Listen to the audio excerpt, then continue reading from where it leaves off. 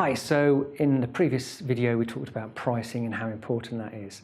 And then the second important point is marketing.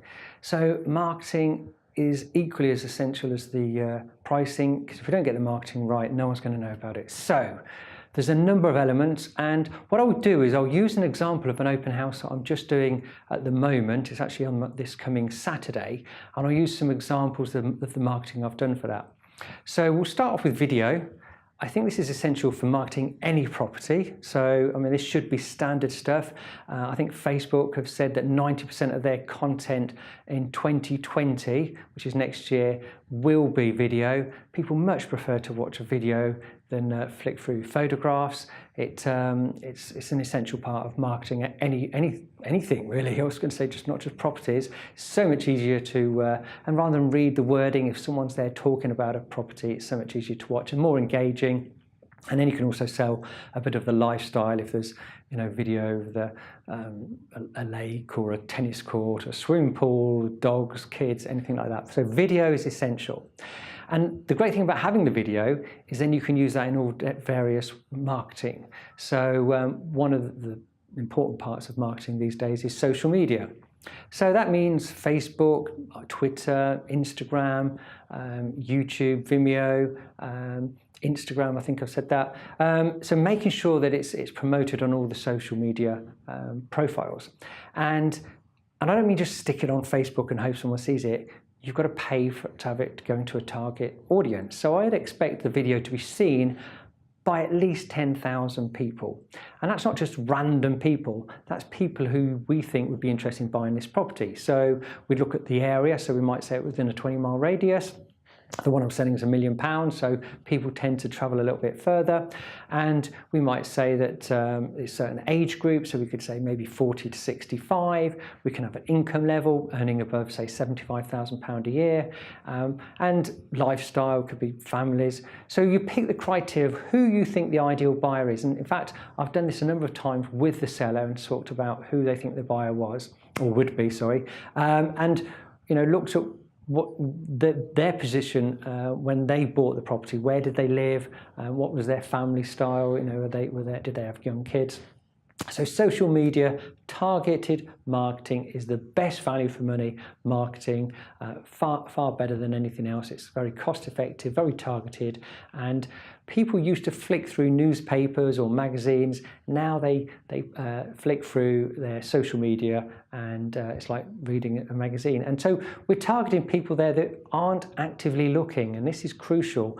We're looking at what I call the passive buyer. So the active buyers, hopefully we'll see it on the property portals, but we're looking to target the people who are not actively looking, and then people tag people, and then friends, and share, and we get it seen by a lot of people. So social media, massively important part of marketing. And if you're not sure how to use Facebook, there's a Facebook group called Facebook Ads for Estate Agents. Paul Long runs that group. He offers some great training, and if you're an estate agent, you must be an expert in marketing, and this is an essential part of marketing at the moment. So social media, great part. Now I've also got direct mail as another point. So direct mail and canvassing cards. So there's probably 4 ways of using these cards. The first thing is, again, using the ideal buyer demographic. So again, a conversation with the owner. Who do we think the buyer will be?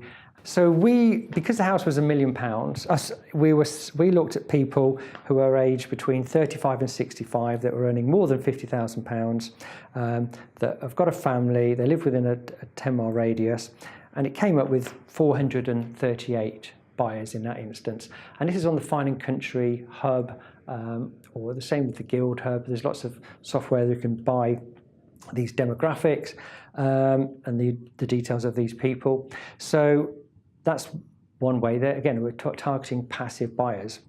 Another type of audience we can look at is the people who are currently on the market selling their property at the moment. Now, if we look at the buyers within a 15-mile radius, I looked at all the properties that were currently for sale between 600,000 and 900,000 on the basis that most of those people are looking to buy another house. Not all of them, but most of them are looking to buy another house. Most people tend to move locally because they've got friends nearby, family nearby, their jobs nearby, the kids have got their school friends nearby and their schools nearby. So most people tend to move locally. And then most people tend to buy a bigger property. So not everyone, but when I looked at that number of people, there was selling between 600 and 900,000, 15-mile radius. There were 481. So we'll be writing to those 481 people, suggesting that they might come and look at this property. And there is an added benefit to writing to those people. The postcard, which you'll see on here, the wording is something like this.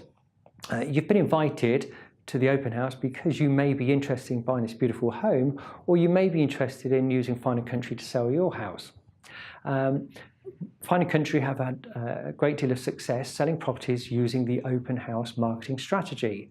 The three key benefits are best price, because we have multiple bidders, convenience, because all viewings are on one day, and thirdly, we have certainty, because we have a 90% success rate.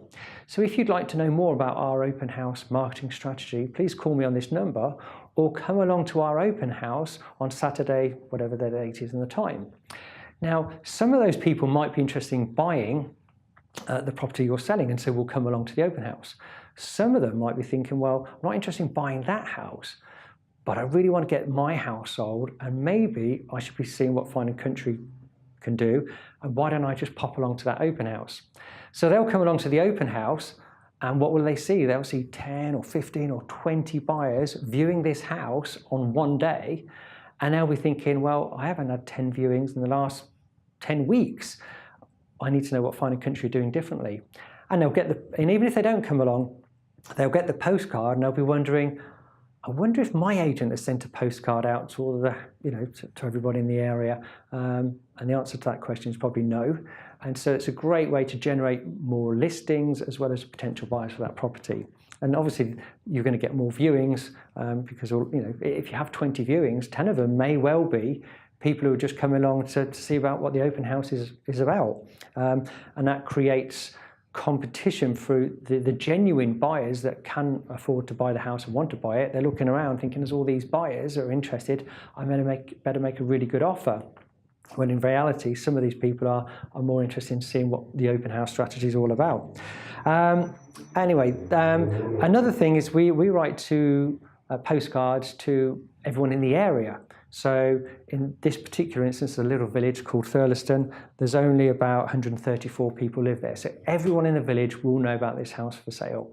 And the neighbouring village is a bit bigger. So we've just written to the F, G and H council band properties in that village, and there was another 319 there. And the reason for writing to those people, one, they may be interested in moving, and even if they haven't, they're not actively looking. I think Rightmove have done a survey to say that 40% of homeowners would consider moving if they saw their ideal property. So we're targeting that passive audience that are not actively looking, but the right house comes along and they go, oh wow, why don't we pop along and have a look? So those people, we're inviting them, one, because they might be interested in themselves. Even if they're not interested, they may know someone, so family member, friend, relative, work colleague, and they'll be telling people word of mouth. They might go to work the next day and someone says, oh, I'm thinking of moving, or I've just sold my house.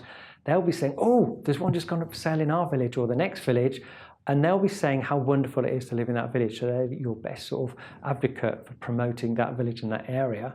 And so word of mouth, and people know what else is for sale in their area, and they tend to share it on Facebook or let other people know. So it's really important that we let everyone know who lives locally.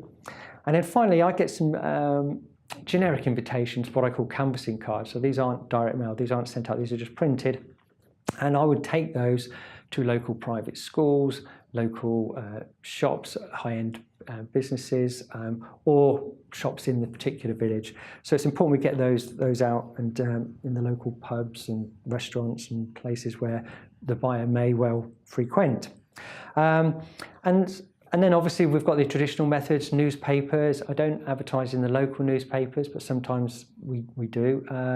But this particular one I'm advertising in a regional newspaper, and we're obviously doing in our Refined magazine and some other local magazines, high-end magazines. Again, it not only promotes the house, but it also promotes the brand, and it generates lots of inquiries from other people who are potentially selling. There's a whole load of other stuff that we do with regard to marketing, and maybe I'll do a checklist for people, but they're the main factors. And I'll sometimes put posters up. I'll leave brochures in some of these businesses and private schools as well. The brochure I produce, it's always the biggest brochure. I think it's about 54 pages, and it's not just that, but also I think it's A3 size, the hardback one. So that's been delivered to a local private school, and it says, please do not remove. And when all the parents come to collect their kids and they're waiting around because they haven't finished their rugby match or whatever they're playing, their sports, they'll be sitting around going, wow, look at this house, and they may be interested in buying it, but I know when they come to sell, they'll be thinking, we're definitely going to be using Fine & Country. Look at the brochure they do, look at the number of pages, look at the size of this hardback brochure, and they'll see invitations to the open house as well, and they'll take one of those and they'll give that to one of their friends. So it's maximising the marketing, get as many people through the door as possible. And some people say to me, but what if you just have some time wasters coming? My view on that is great. The more the merrier.